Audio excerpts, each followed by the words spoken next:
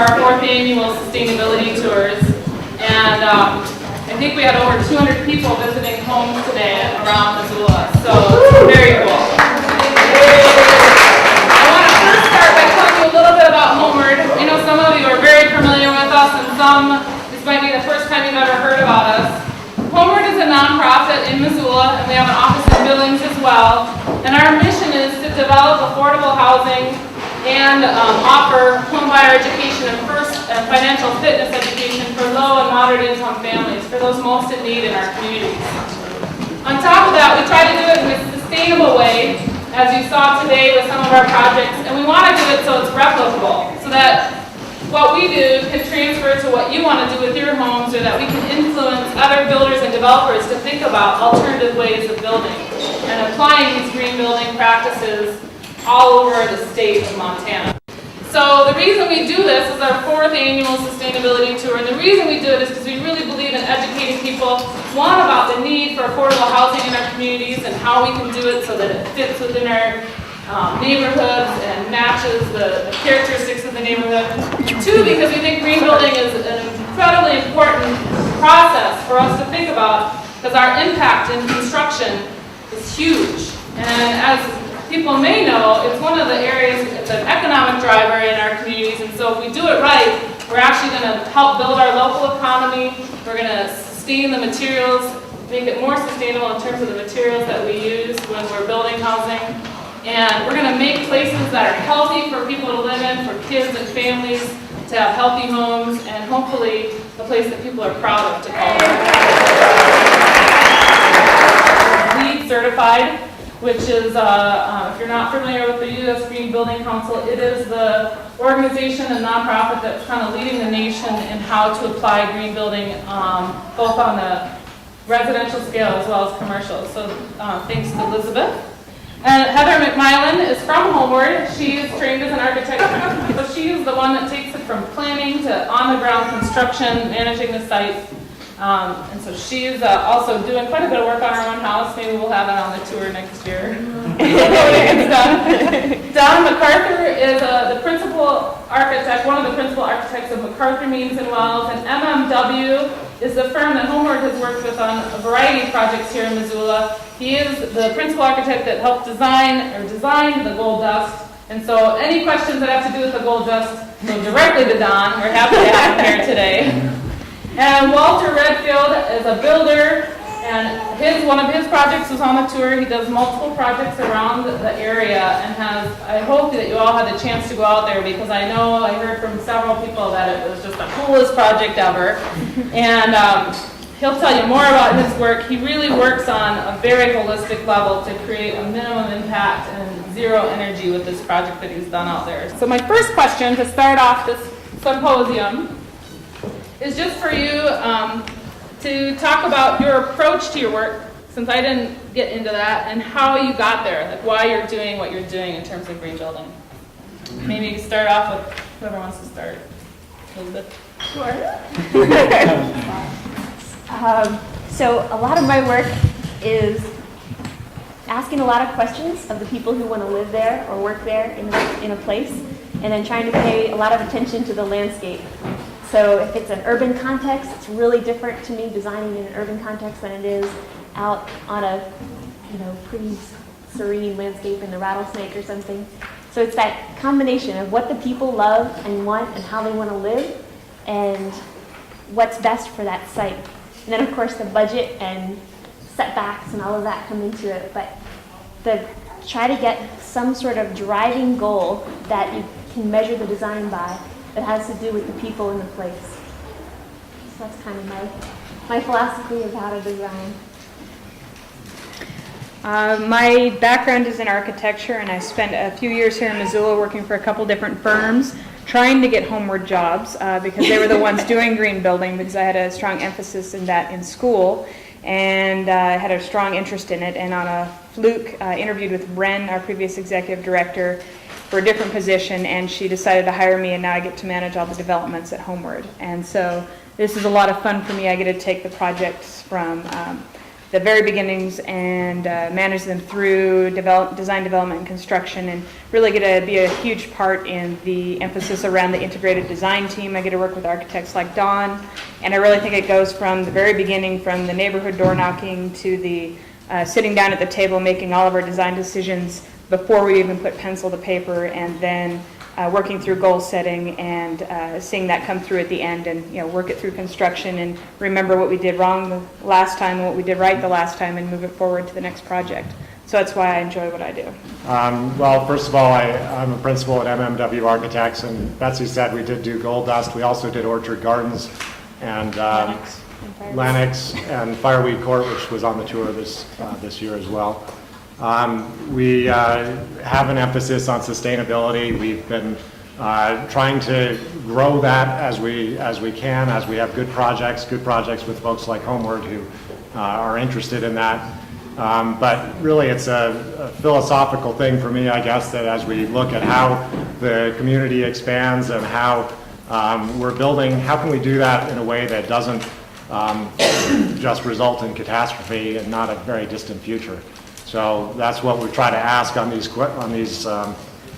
projects. How can we do things that will change the whole scope of building to where it is not so damaging to our environment?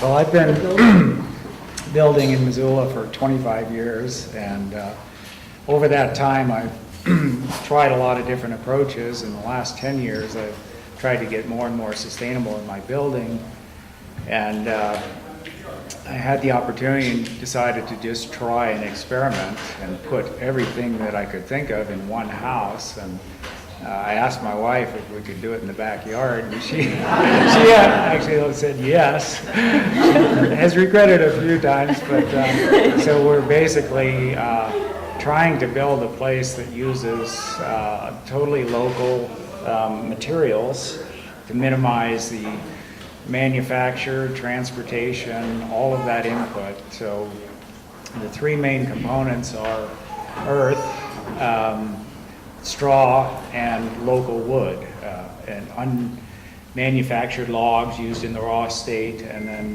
recycled timber for the structure.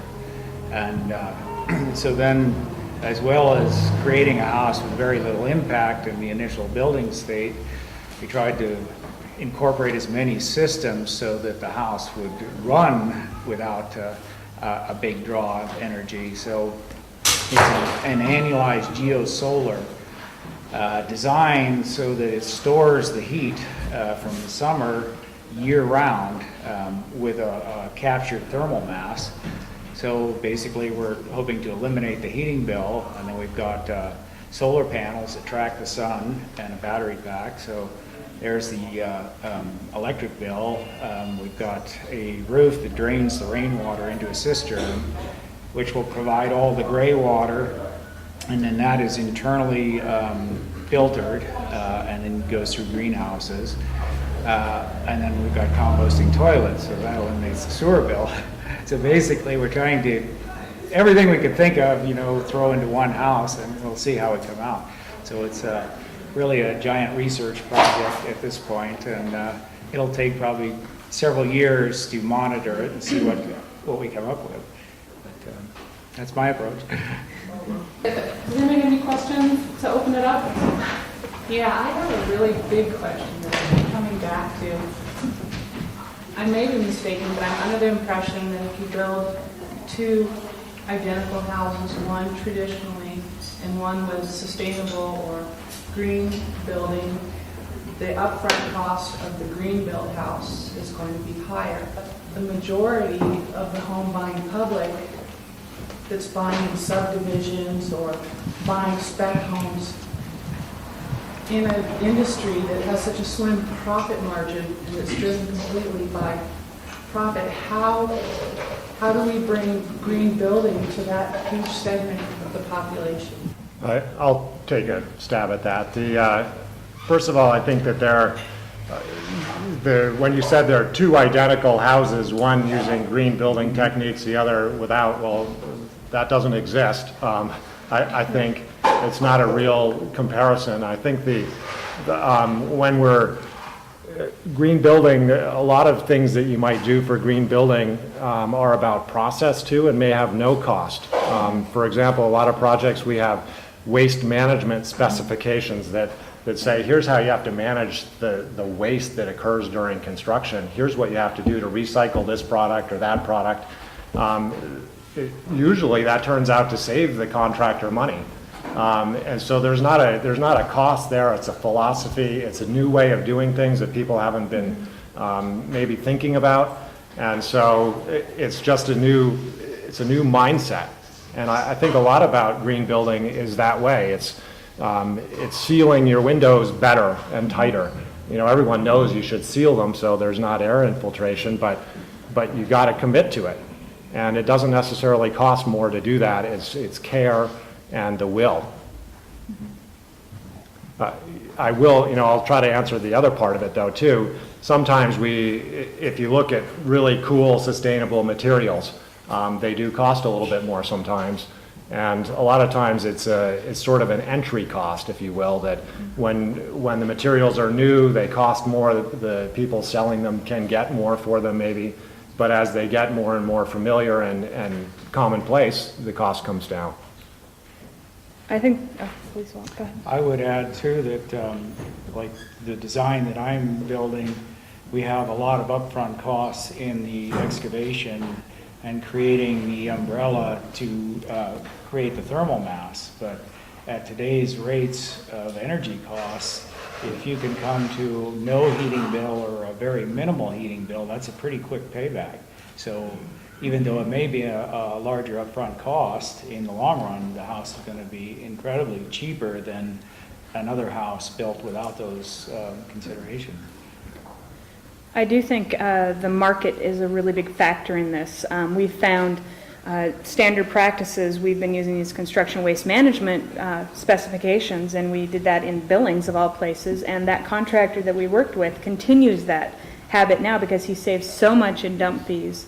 And actually they threw a big party to it at the end with all the money they saved to incentivize the guys to do it, and it worked. And so they've continued to do that, and our contractors here seem to do that. Another part of the market would be, the availability. The bigger example that linoleum versus vinyl flooring is a much healthier product, and for antibacterial, hospitals, a huge market driver. They've decided that they want to use marmoleum because it's a really good product for them, and the cost savings and just the sanitary reasons behind that. And so now with the demand from that huge market, that the medical community, they're actually going to move a plant to the United States and start producing it here, which will save costs for all of us to be able to access it instead of having to ship it in. And so, it goes back to trying to change minds of people, one little bite at a time, but I think that can affect the market where the costs could be affected and may be more readily available for us. And then our decisions are based on payback as well. I mean, we want to put, really good insulation in, but how can I, as an affordable housing provider, decide to do that and spend a little more money up front? But if I calculate that I'm going to pay for it within the next 3 years, and we're going to own this property for the next 50, then it makes sense. And so those decisions up front, some of them are more expensive. Others could be like fly ash versus Portland cement. With what's going on in China, Portland cement, there's going to be a huge shortage by the end of the summer. Those costs are going through the roof, and fly ash is here in Montana, and it's going to actually be cheaper, want more people that use it.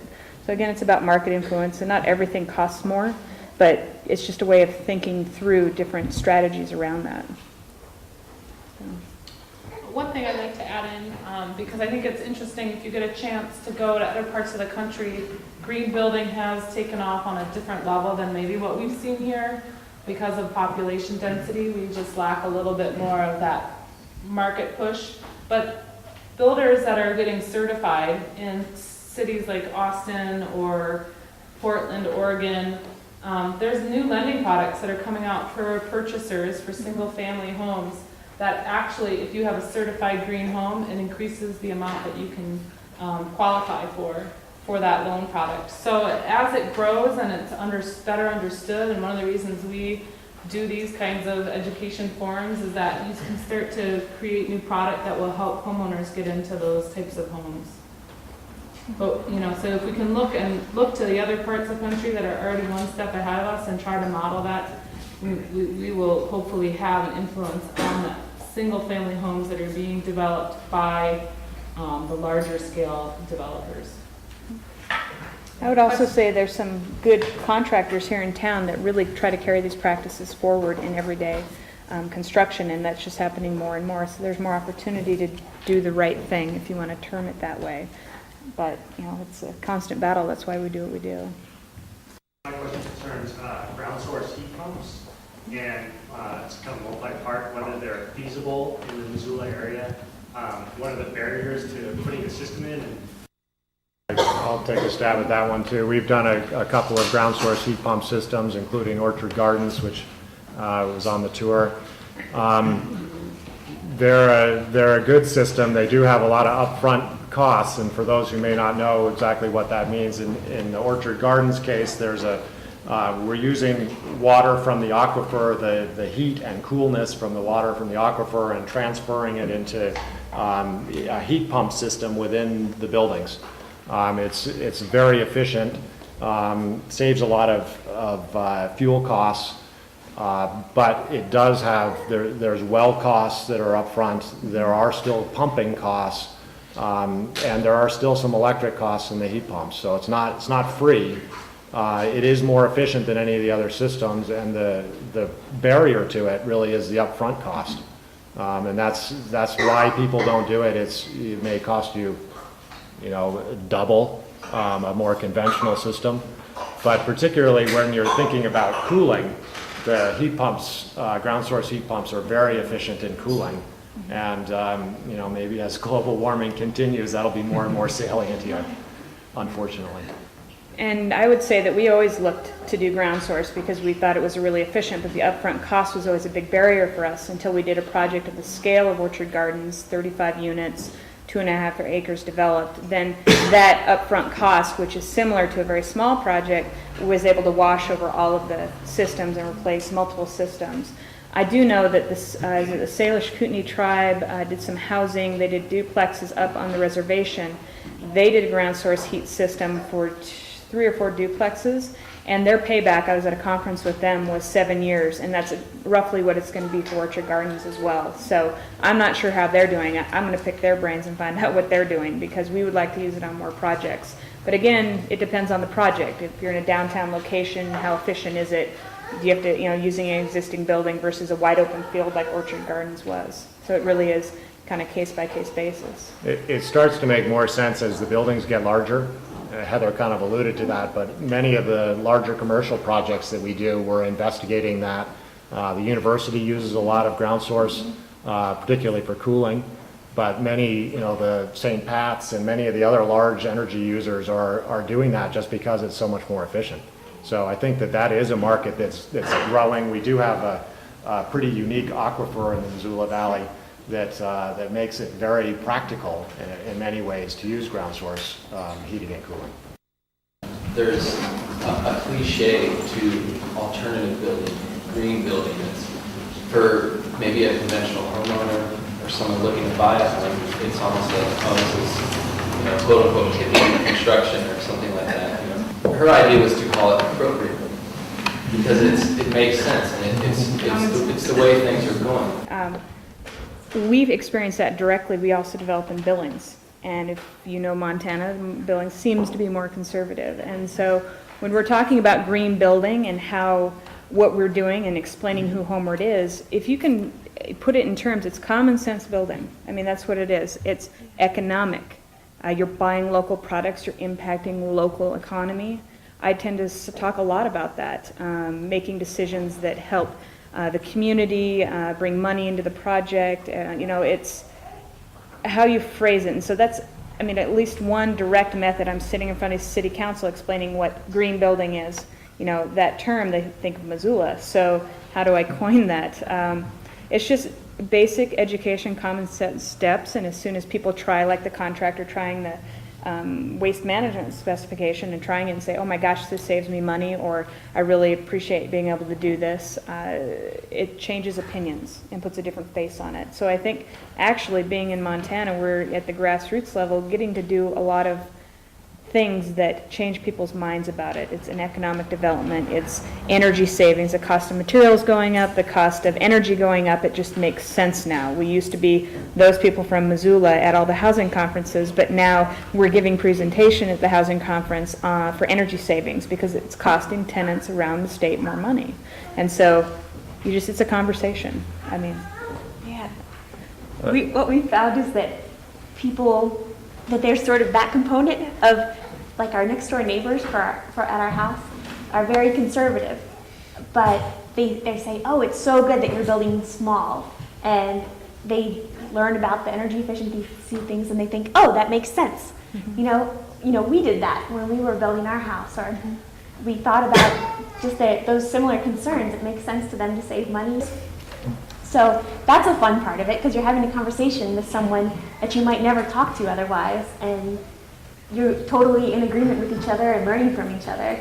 And then the other side of it, a lot of the people who I talk to about building houses, or some little design advice or something for what they're interested in, they've read magazines, they're super well informed, they've heard about all kinds of different things. So I think that the sort of earthy, crunchy equals green was really big in the 70s when things were earth-burned, and it was just sort of that segment of the population that did it, and everybody else wanted to live in a different symbol. But I think now that it's just the common sense part of it, and the aesthetics also, and the health. I mean, it's so much more enjoyable to be in a place where you actually want to touch something than to want to walk through and not breathe in a space. So not smell paint. Right. People with asthma and medical conditions really understand now, wow, a building can affect me on Yeah. indoor air quality. Right, and there's so many images out there, so people can see stuff and get really excited because it's beautiful. So it's just appealing at a totally different level, I think, now. We've gotten, all of MMW's really fantastic public buildings around town that are just enjoyable to look at a level that you might not otherwise get to see. If I could say one thing about that too, there's a lot of really conservative industries that are involved with this. Right. Construction industry, Yep. architectural industry to a degree. But you look at what those industries are putting out, and they're increasingly, every architecture magazine that I get now has sustainable design as one of the features of it. Yeah. All the construction industry magazines are talking about sustainable design. Our city government has sustainable design as one of their criteria for selecting architecture firms. The state does at the level of selecting for buildings on the university campus. So I don't think that article is accurate. I think that there's a little bit of that perception, but I think there's a big motion throughout the country that is just pushing towards sustainability, and it's not going to be a fringe movement. It's getting very mainstream. The issue for us is to keep the integrity that there was with a little bit more earthy, crunchy movement, and keep that integrity as it gets more mainstream, and it doesn't just become a fake organic stamp on a piece of fruit. Right. I think even the Navy requires it, and did even as a couple of years ago. And I think the earthy, crunchy segment, not to diminish that, because I think that often the people who are willing to do that are willing to try stuff that other people might not be. So they're willing to live a more experimental life. If that's reflected in the form that they're living in, then that can teach us things down the road. So. A question about sort of starting from ground zero as somebody who's interested in maybe, getting, increase the land and wanting to put up something that would be energy efficient house, or maybe alternative like a straw rail construction. For those in the sort of lower and moderate income bracket, how do you start even thinking about issues of home design and getting started? I mean, you hear there's someone on the tour today who he and his wife just designed their own home, and they seem to have did it without really any particular expertise. And you have people who send away for plans out of books, and then there are architects that you can go to. How does one sort of get started when one's just wanting to cook up a house? Well, really, there's many good periodicals out there where you can read, and you look at what other people have done and read their stories. Everybody has their own way of doing things.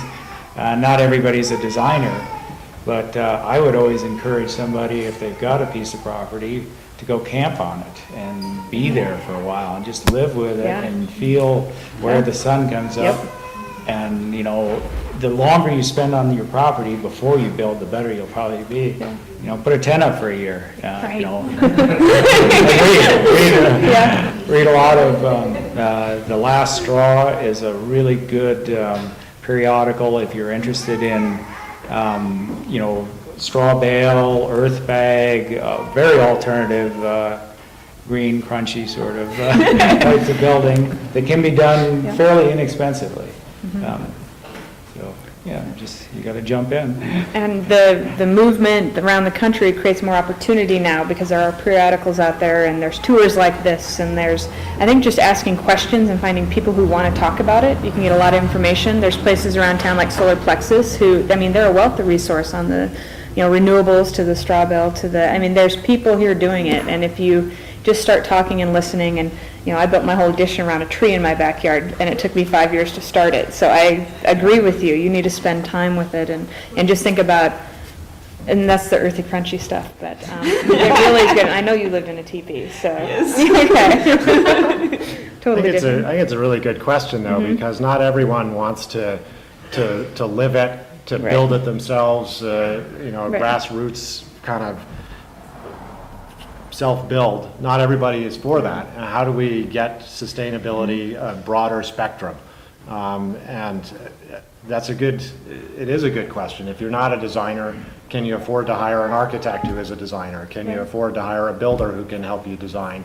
You know, as things get more and more sort of available, more people know what's going on, it'll be cheaper and cheaper. But still, there's a part of the problem is the whole country has the idea of housing as a commodity. You know, it's a fixed price. Developers doing hundreds of them, bang, bang, bang. The houses go up. It's almost factory machine-like, and that's not green. Mostly, that's not green. And it's partly about you have to take a little more care. You have to dwell there. You have to think about what's really important about the site. It's not just a commodity. It's a place that you're living in and having that commitment to it. So I think if you start with that, just that commitment to really dwelling there and doing it in a kind of a sensitive and thoughtful way, then you can just frame all your decisions based on that. And they may not be decisions that you have to go do it, but just picking the right people with that framework. Yeah, there are contractors in town that you can talk with them and they believe this, and you can say, here's my budget, how can we make this happen? It's like, you know, doing interviews with people and being really selective about who you work with. I mean, our design team is critical to the projects we put together because the relationships and their beliefs and the buy-in to the process. And I know that, you know, most people won't sit out on their property for 5 years and, you know, calculate the sun, but you can find people that believe in the process and will help you through it, whether you're going to hire an architect or a contractor or different subcontractors coming together. I think finding the right people to help you is what you need to do. It's kind of a broad brush question, but a lot of sustainable building smacks to me somewhat about like Ford putting out a hybrid SUV. They actually put size on there as a point factor. And so they looked at square footage and how many people were going to live in the household. And not only did they give points to smaller sized homes, they gave negative points to homes that were over a certain size, that were extravagant. And of course, many of the for the affordable housing industry, we're like, yeah, we're never going to build a big, huge McMansion home. So it increases our chance to be able to be certified. It's recognizing that the size of your home has the most dramatic impact on the resources that you use.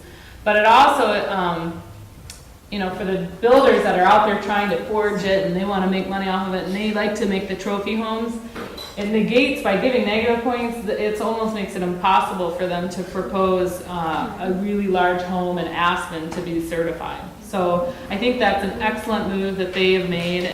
Anybody else want to? Yeah, I think it's a really good question. A lot of the things that you see in magazines are kind of those trophy home projects that have a sort of veneer of green put over the top of them. And On the one hand, it's reprehensible. On the other hand, it does sort of push the industry towards understanding of new materials and new techniques. So there's some positive around it.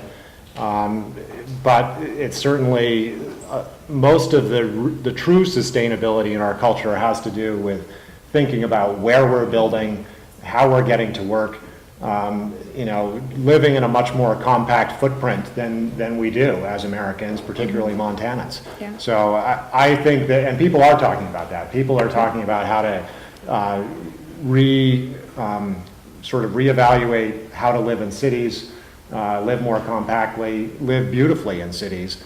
And I've had several conversations with Judy about whether Missoula is a city, and I believe that it is very strongly a city, and we need to make commitments to the urban fabric here.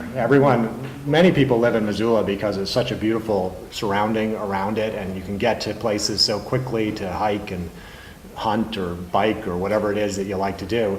But we live in this city. We spend 90% of our time in the city, and we need to commit to making that a beautiful place to be. And instead of thinking, no, we're just gonna, we'll build our little house and then every weekend we'll go away. No, we've got to commit to making it beautiful here and living compactly and figuring out ways to get multimodal transportation and mass transit and things like that. That's the future of true sustainability. Right. And the McMansions with the green veneer on them aren't really part of that future, to me. And there's a lot. We don't just actually build the housing at Homeward. We look at the bigger picture. Policy is a big piece. Smart growth, planning for how the cities are going to grow. I mean, there's all kinds of levels of. It's not just the construction. It's how we talk about our communities at large. I mean, I grew up, born and raised in the Gallatin Valley, and it makes me sick to drive through there with all the sprawl. And so, what we don't realize we're doing with all the sprawl and the growth and the McMansions is we are taking up every ounce of open space, the reason we live here. And so we have to have those discussions, not just in the construction industry and with the contractors and the designers, but at the policy, city level, state level, and just keep having these conversations about community because it all impacts our overall lives. Yeah, the highway system, those things have such huge impacts on us that are so much bigger in some ways than our little tiny house that we're building and trying so hard to do all these little green things. But people's driving to work every day from their great houses, out in the mountains, you can understand why they want to live there, but it just, like Don was saying and Heather was saying, it just makes such a big difference in the resources that we consume as a culture. We need to vote with our dollars on these things. Yep, and demand that the sustainable product is available. I mean, you look around Missoula and that sustainable product isn't really available, and if people say no, that's what we're going to hold out for that. We're not going to buy this other product. We're going to hold out for something that we believe in. That's the way that we can all make a difference in pushing forward. Buying locally, supporting Missoula in motion, and there's a bigger picture out there than just what we're doing on the day to day. What were some of the challenges that all of you have had in doing some of the green building projects in terms of policy and zoning and planning and building codes and regulations and those kind of things? A lot of the codes are not set up for trying some of these other systems. So it is a constant battle, and you probably dealt with this a lot on all of your projects. And so it's a process of working through and then trying to eventually change some of these codes. But it is a struggle to, the industry is very conservative. The lumber industry, all of them are very conservative, and they don't want to see change. And it's through more people advocating and demanding the green building that those policies will change. I can speak to 3 of the projects that we've done with Homeward were the result of rezonings of one sort or another, including the Gold Dust right beside us and Orchard Gardens and Fireweed Court. All 3 that were on the tour today were the result of a rezoning. 2 of them were planned unit development style rezonings, and one of them was a special district, which was very similar to a planned unit development. But basically they were all coming from the idea of trying to be very neighborhood responsive. Having public meetings, lots of charrettes, designing with the community to understand what the community really wanted for that site. But that didn't, the relationship between that and the needs of Homeward in terms of how many units and how we wanted to structure the projects, those could not be accommodated within the zoning ordinance of Missoula. So we had to, in each of those cases, do an extensive process to get a different zone. And we, I think each time had unanimous support as we went through the governing bodies, but gosh, it's arduous, and not everyone can afford to do that. It takes, it takes half a year or more, and it's expensive, and it takes a real commitment. But partly that, I think, is reflective of the fact that our zoning ordinance is outdated in Missoula, and it needs to be updated, and that's sort of on the docket, perhaps, for city council and county to start thinking more about zoning changes. Have any policies changed because of these projects? Well, I think Gold Dust was the first where we really argued the parking requirements. A lot of our residents only have one car, if a car at all, and on the Gold Dust, we managed to get 3 of the units. We had to do a bunch of paperwork and process, but 3 of those units are pedestrian only, bike ped only, and so you can't own a car, and so it's written into their leases. So we had to prove and guarantee that we would monitor that and have that happen, and so we have a parking reduction there. We moved the setback of the building up in the same breath and a couple other things, but I'm not sure, but I'm pretty sure that led to us proving our numbers on showing all of our residents how many cars they had. Now there's an affordable housing parking reduction in the ordinances on the books. And so not just us, but a lot of other groups came together to change minds around that. I would say that in Billings, surprisingly enough, we are going to be able to use some impervious surface parking on our next development. You mean permeable? Permeable, yeah, sorry. It's all impervious here, you gotta say it backwards. But another project in Billings went through the hoops to prove that through the city, and they have a composting toilet too at this project. We're like, yes, we don't have to do that. So we can go and say, look, this project worked, and they're actually pretty open to the concepts now, and it's just changing the standard, having to prove to people that it'll work. And so there's a lot of backup that goes into it. Still can't do some of those things in Missoula. Right. Though. We've tried to do, permeable paving numerous times, and there's just this ridiculous thing. I mean, it'd take you 2 years to get an approval for it, and so any specific project can never do it. I mean, you'd have to do it just because it was the right thing to do, and somebody should be doing it to run through. Okay, we want to use this kind of special permeable paving surface, but nobody has the time to just take those things on. And we work with really good partners, say on the straw bale building out at Orchard Gardens. Our engineer, Tom Bodette, had to go to the state and prove that straw can hold up a roof, it's load bearing, and get it permitted, because we have to go through all those regulatory processes. So we're really glad that he was able to do that and be really persistent about it, because that's really what it takes, is persistent designers and partners to get these things to go through, and a little bit of patience and a good sense of humor. Are there any specific policies or regulations that you all have presented as an obstacle and you would say should be changed, so when all of us show up at city council we can get it changed? Now's your chance. How much can we say, and how much time do we have? Well, I would say a lot of what the city's trying to do, and Don, you can speak to this with the small lot design or the townhome. It's now called townhome, and then town lot.